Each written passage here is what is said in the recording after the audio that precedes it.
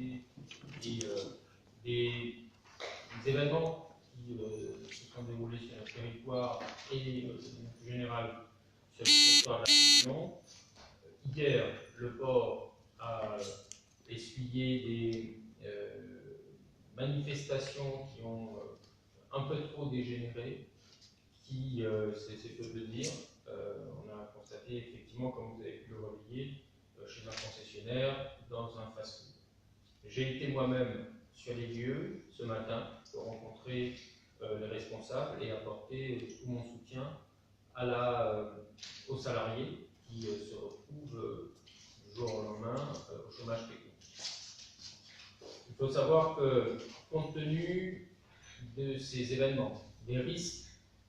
de reproduction de certains de ces événements, compte tenu aussi des conditions de circulation au niveau local à La Réunion et du fait qu'on a des agents qui étaient dans les communes alentours, on a pris la décision donc, de fermer les écoles maternelles et élémentaires ainsi que les crèches et jardins d'enfants à compter de 11h30 ce jour. On a invité les parents à prendre leur disposition pour récupérer les enfants le plus rapidement possible. Donc, un contact téléphonique auprès des parents, bien naturellement, a été effectué par les services, par la direction de chacune des écoles et par les services. Également, la mairie centrale ici même, les mairies annexes de Rivière-des-Galets et de la SIDR, le CCAS, ainsi que les sites sportifs, de même que la bibliothèque de la Rivière-des-Galets, seront également fermés ce jour à compter de 11h30.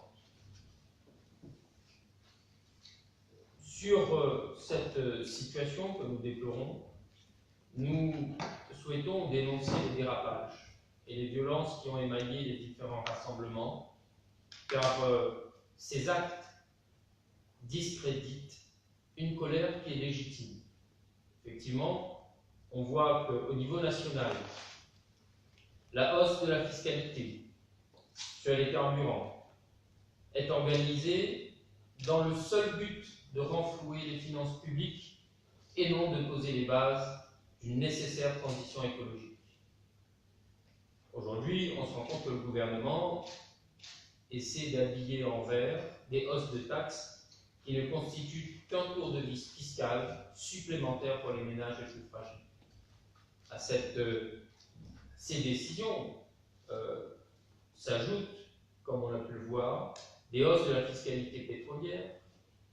une cascade d'autres mesures fiscales et d'austérité qui sont imposées aux Français, comme l'augmentation de la CSG pour les retraités, la désindexation des pensions, l'absence de tout coup de pouce sur le SMIC, le gel des rémunérations publiques, préconisation massive de l'emploi avec la réforme législative, dont la loi travail, la suppression de la paix à l'accession et l'abattement fiscal de 30% dans les DOM. Autant de mesures qui, pour beaucoup d'entre elles, posent la situation de la capacité des Réunionnaises et des Réunionnais à faire face à leur quotidien. Nous voyons, et certainement pour la première fois sur d'autres endroits à La Réunion, une île, un département, une région qui se retrouve aujourd'hui étouffée. Étouffée parce que le bruit de fond, le sentiment général est à mon sens légitime. Il est donc urgent, à mon sens, que nous ayons des décisions qui soient prises sur la fiscalité sur le pétrole. J'invite, je propose que le Conseil régional annule sa décision d'augmenter jusqu'en 2025 les taxes sur le carburant en vue de faire converger le prix du gazole avec celui de l'essence et de faire converger le prix des carburants de la Réunion avec celui de la France hexagonale. Une mesure qui est prévue d'être entrée en application dès le mois prochain, enfin lors de la prochaine commission Assemblée plénière. J'invite également que la région se prononce sur des solutions claires et crédibles pour passer très rapidement à une phase de mise en œuvre d'un transport collectif alternatif au tout automobile. Et enfin,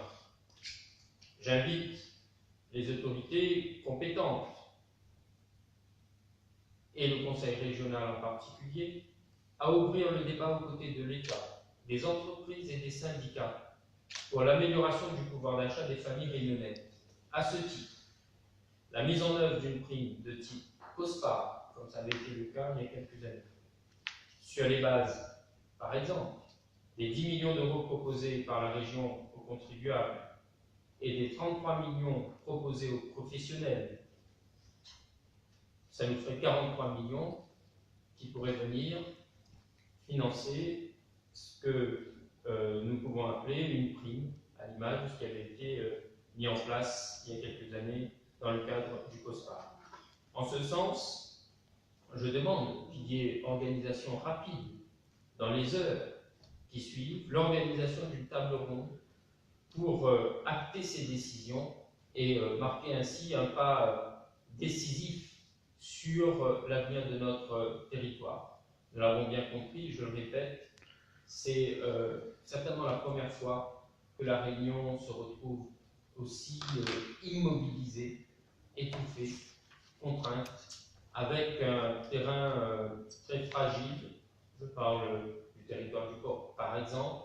où le prétexte aux dégradations, manifestations sont parfois très faciles à trouver. Et lorsqu'on a un débat, un mouvement légitime qui est celui des Gilets jaunes et que je comprends et auquel je m'associe,